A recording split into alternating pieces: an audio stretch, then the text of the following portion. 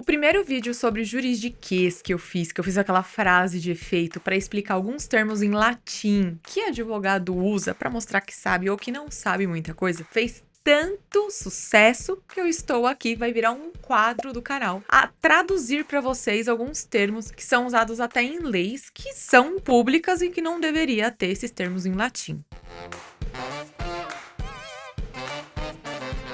O primeiro termo, muita gente já ouviu falar, mas não sabe nem por quê. Chama pacta sunt servanda. Porque toda vez que alguém quer enfiar um contrato goela abaixo, fala, ai, pacta sunt servanda. O contrato faz lei entre as partes. Que termo que é esse? É um termo, de fato, em latim. Pacta significa pacto, acordo. Sunt é são. E o servanda é, tipo, manter, observar, mas com um cunho de dever. Então, acordo deve ser observado, deve ser mantido. E lá atrás, assim, na idade medieval, antes mesmo da gente ter leis escritas, já tinha essa obrigação do princípio da boa-fé das partes, que é cumprir aquilo que elas se comprometem, aquilo que é acordado. Então, os acordos devem ser mantidos, os acordos devem ser cumpridos. E aí depois veio com as regras dos nossos códigos civis, veio lá da França, inclusive, essa aplicação ao direito material do contrato em si, que seria o contrato faz lei entre as partes, porque o contrato nada mais é do que o que foi acordado passado para o papel. Então a origem vem da mesma noção de que aquilo que a gente se compromete a gente tem que cumprir. Segundo termo, despacho. O que é esse despacho? É despacho religioso? Não, gente, não.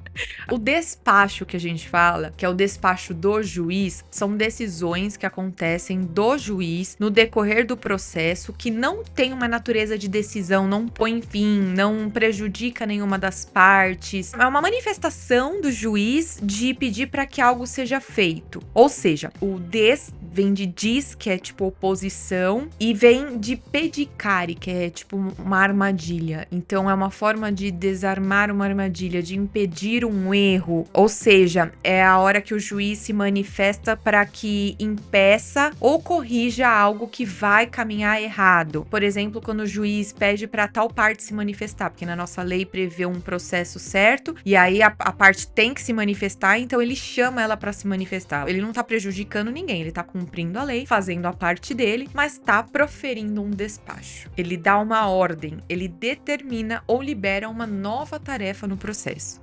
A quo, que é um outro termo também que...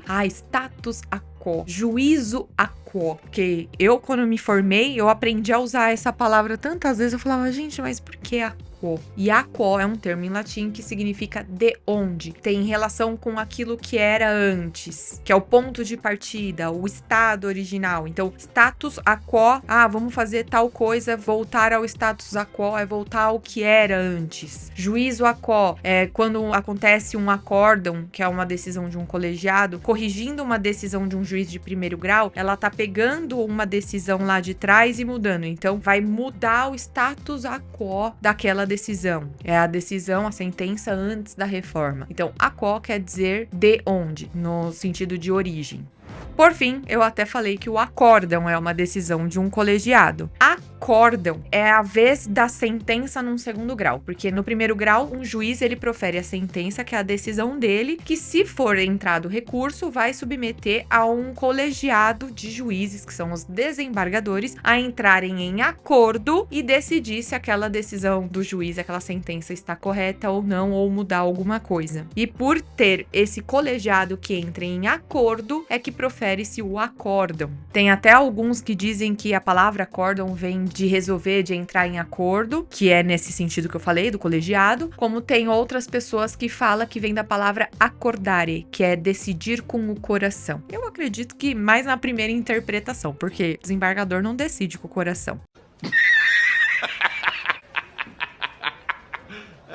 Esse termo de acertar com o coração vai até contra a nossa deusa da justiça, que tem os olhos vendados, que não pode pôr sentimento naquilo. E se você gostou dos termos, comenta aqui embaixo se algum inovou, algum foi contra o que você achou que era, e até me dê sugestões de outros termos que vocês tenham ouvido, algum advogado ou alguma lei falar e você não sabe o que é, que eu vou ter o prazer e a honra de vir esclarecer para vocês. Não se esqueça de se inscrever no canal, ativar as notificações, seguir a gente no TikTok e no Instagram, e até a próxima. Eu não lembro o que eu falei da outra vez. Eu fiz aquela frase de efeito, né? Preciso dar o palma? Precisa, né? Então vai.